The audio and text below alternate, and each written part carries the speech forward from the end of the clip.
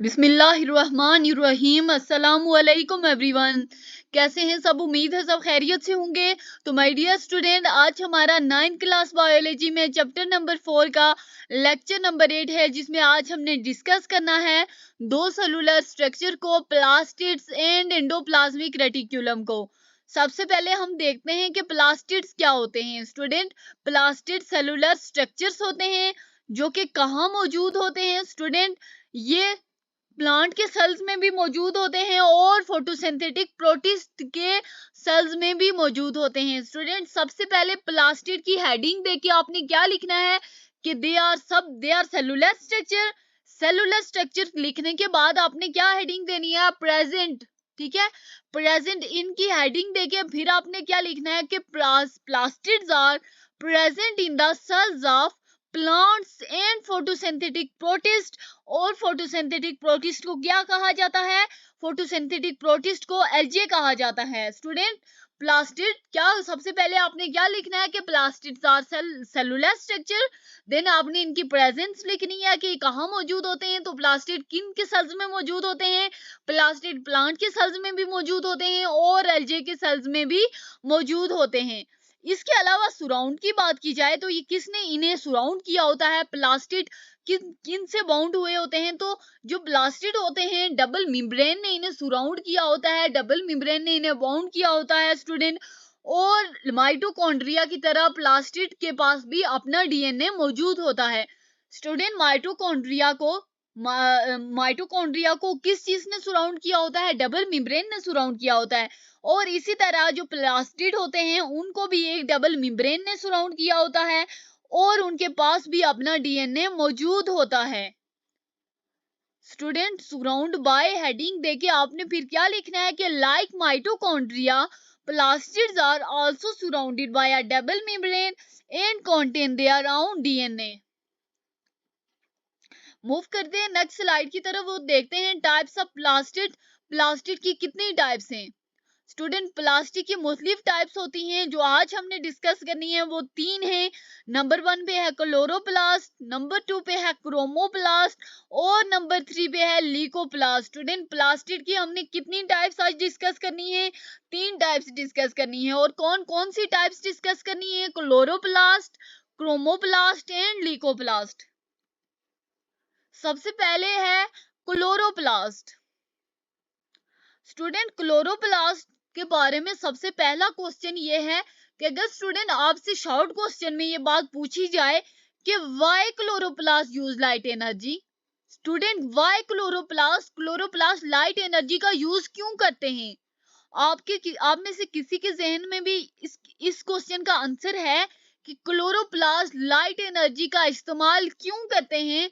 क्योंकि chloroplast light energy को use करके कार्बोहाइड्रेट्स बनाते हैं।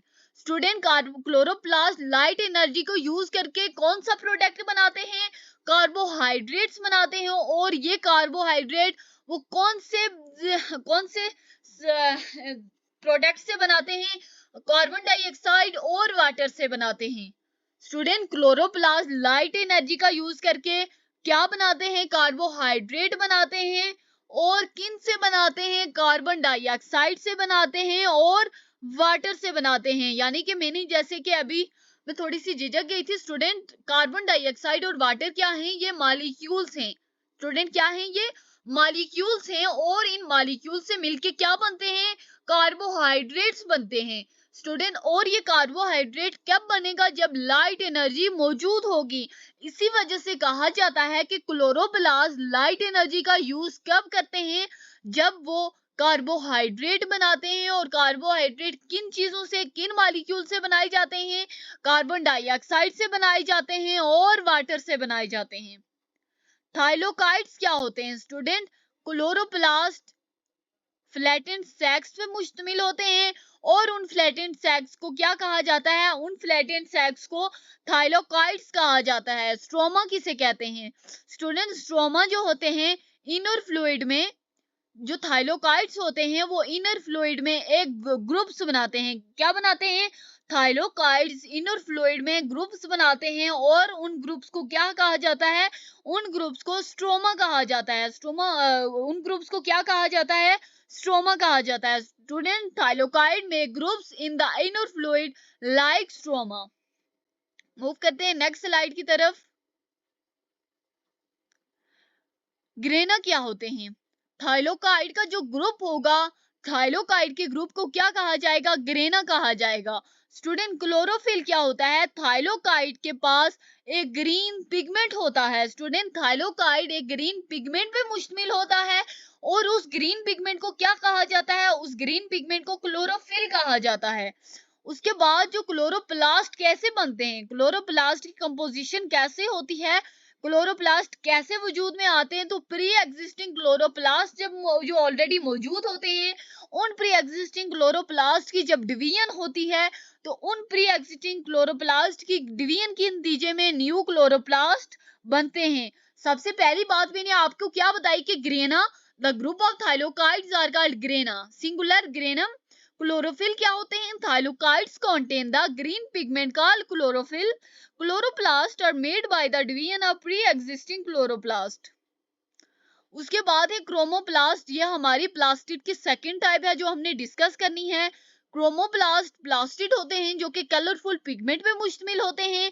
कैरोट रूट सेल्स में कौन से पिगमेंट मौजूद होते हैं? आप जानते हैं कि कैरोट का कलर क्या होता है? कैरेट का कलर होता है ऑरेंज कलर होता है। और जो क्रोमोप्लास्ट कैरेट में मौजूद होते हैं वो कौन से पिगमेंट के साथ फिल होते हैं? कौन से पिगमेंट उनमें मौजूद होते हैं? जो क्रोमोप्लास्ट कैरोट रूट सेल्स में मौजूद होते हैं तो उनमें ऑरेंज पिगमेंट मौजूद होते हैं। स्टूडेंट आपने ये बात याद रखनी है कि जो कैरोट रूट सेल्स होते हैं वो ऑरेंज पिगमेंट पे मुश्तमिल होते हैं, यानी कि कैरोट रूट सेल में ऐसे क्रोमोप्लास्ट होते हैं जो कि ऑरेंज पिगमेंट पे मुश्तमिल होते हैं। और यही वजह है कि जिसकी वजह से कैरोट रूट सेल्स जो होते हैं, कैरेट का कलर जो होता है वो ऑरेंज होता है। उसके बाद फ्लावर पेटल सेल्स, जो फ्लावर पेटल सेल्स में क्रोमोप्लास्ट होते हैं उनमें जो पिगमेंट होते हैं वो या तो रेड होते हैं, पर्पल होते हैं या येलो होते हैं। स्टूडेंट फ्लावर पेटल सेल्स में किस तरह के पिगमेंट होते हैं? यानी कि फ्लावर पेटल सेल्स में क्रोमोप्लास्ट जो मौजूद होते हैं उन क्रोमोप्लास्ट में कौन कौन से पिगमेंट मौजूद होते हैं? रेड पिगमेंट होते हैं, पर्पल होते हैं या येलो पिगमेंट होते हैं। उसके बाद है लीकोप्लास्ट। स्टूडेंट ये प्लास्टिक की थर्ड टाइप है यानी कि लास्ट टाइप है और ये होती है सेल की उन टाइप में प्रेजेंट होती है, सेल के उन पार्ट्स में मौजूद होती है जहां के फूड स्टोर होता है। स्टूडेंट लीकोप्लास्ट सेल के कौन से पार्ट्स में मौजूद होती है? सेल के उन पार्ट्स में मौजूद होती है जहां पे खुराक स्टोर होती है, जहां पे फूड स्टोर होती है। इसके अलावा जो लीकोप्लास्ट होते हैं वो कलरलेस होते हैं और उनका फंक्शन क्या होता है? Student what are the function of leucoplast? They store starch, they store proteins and they store lipids. सबसे पहले ल्यूकोप्लास्ट में हमने क्या बात पढ़ी कि they are the third type of plastids. They are present in the cells of those parts where food is stored. They are colorless and store starch, protein and lipid. Students, suppose अगर आपसे पूछा जाए कि what are the function of leucoplast तो आपने confuse नहीं होना और उठा के सब कुछ नहीं लिख देना, बल्कि आपने सिर्फ क्या लिखना है कि they store starch, proteins and lipids. उसके बाद हम देखते हैं endoplasmic reticulum. Student endoplasmic reticulum एक नेटवर्क होता है। नेटवर्क किन का नेटवर्क होता है? चैनल्स का नेटवर्क होता है। और ये जो नेटवर्क होता है ये सेल मेम्ब्रेन से लेकर न्यूक्लियर इनवॉल्व तक एक्सटेंड होता है। ये नेटवर्क जो एंडोप्लाज्मिक रेटिक्यूलम होता है ये एक नेटवर्क होता है चैनल का, और ये जो नेटवर्क होता है ये सेल मेम्ब्रेन से लेकर न्यूक्लियर इनवॉल्व तक एक्सटेंड हुआ होता है। उसके अलावा अगर हम एंडोप्लाज्मिक रेटिक्यूलम की टाइप्स की बात करें तो एंडोप्लाज्मिक रेटिक्यूलम की दो टाइप्स होती हैं, रफ एंडोप्लाज्मिक रेटिक्यूलम और स्मूथ एंडोप्लाज्मिक रेटिक्यूलम। स्टूडेंट सबसे पहले it is a network of channels. This network extend from cell membrane to the nuclear envelope. Types of endoplasmic reticulum, there are two types of endoplasmic reticulum, rough endoplasmic reticulum and smooth endoplasmic reticulum. सबसे पहले हम देखते हैं कि rough endoplasmic reticulum क्या होते हैं और ये किस तरह का फंक्शन परफॉर्म करते हैं। स्टूडेंट जो रफ एंडोप्लाज्मिक रेटिक्यूलम होते हैं इसकी सरफेस पे बहुत सारे राइबोसोम मौजूद होते हैं।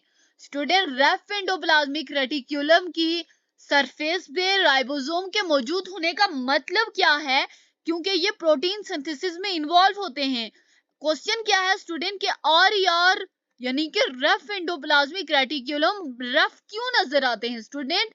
रफ एंडोप्लाज्मिक रेटिक्यूलम रफ इसलिए नजर आते हैं क्योंकि इनमें राइबोसोम मौजूद होते हैं। राइबोसोम की मौजूदगी की वजह से जो आर की प्रेजेंस होती है वो रफ नजर आती है। स्टूडेंट अगर आपसे पूछा जाए कि why rough endoplasmic reticulum looks rough, तो आप क्या लिखेंगे कि due to the presence of ribosome are looks rough.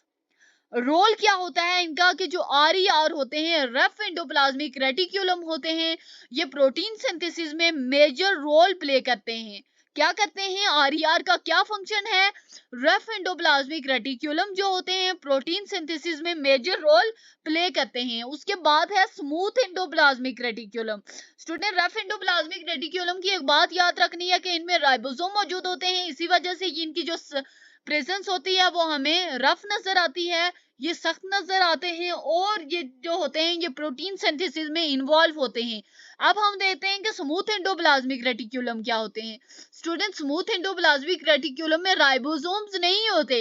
Student ribosome की गैर मौजूदगी का क्या मतलब है कि ये जो पार्ट है एंडोप्लाज्मिक रेटिक्यूलम का, ये जो स्मूथ एंडोप्लाज्मिक रेटिक्यूलम है ये प्रोटीन सिंथेसिस में इन्वॉल्व नहीं होता। अब स्मूथ एंडोप्लाज्मिक रेटिक्यूलम के फंक्शन क्या हैं? ये तो प्रोटीन सिंथेसिस में इन्वॉल्व नहीं होगा, लेकिन स्टूडेंट ये लिपिड की मेटाबॉलिज्म कर सकता है। यानी कि जो स्मूथ एंडोप्लाज्मिक रेटिक्यूलम है ये इन्वॉल्व होगा लिपिड मेटाबॉलिज्म में। इसके अलावा ये सेल के एक पार्ट से सेल के दूसरे पार्ट में जो मटेरियल का ट्रांसपोर्ट होता है उसमें भी इन्वॉल्व होता है। यानी कि सेल के एक पार्ट से सेल के एक हिस्से से सेल के दूसरे हिस्से में मटेरियल को ट्रांसपोर्ट करता है। स्टूडेंट सबसे पहले it lacks ribosomes. Functions of smooth endoplasmic reticulum क्या होंगे? It is involved in lipid metabolism और it is involved in the transport of material from one part of the cell to the other. Third function क्या है कि ये सिर्फ student lipid metabolism में involve ही नहीं होता बल्कि ये हार्मफुल केमिकल को डिटॉक्सिफाई भी करता है। स्टूडेंट हार्मफुल केमिकल को डिटॉक्सिफाई करने का मतलब क्या होता है कि उनके अंदर जो टॉक्सिसिटी होती है, हार्मफुल केमिकल के अंदर जो टॉक्सिसिटी होती है, केमिकल को हार्मफुल कहा ही इसलिए जाता है जब उनके अंदर टॉक्सिसिटी होती है यानी कि जहर का कोई मादा पाया जाता है। तो स्मूथ एंडोप्लाज्मिक रेटिक्यूलम स्टूडेंट क्या फंक्शन करेगा कि जो भी हार्मफुल केमिकल सेल के अंदर इंटर होने की कोशिश करेगा या सेल के अंदर इंटर हो जाएगा तो उन हार्मफुल केमिकल को ये डिटॉक्सिफाई करेगा। तो it also detoxifies the harmful chemicals that have entered the cell. Thanks for watching, मिलते हैं नेक्स्ट वीडियो में।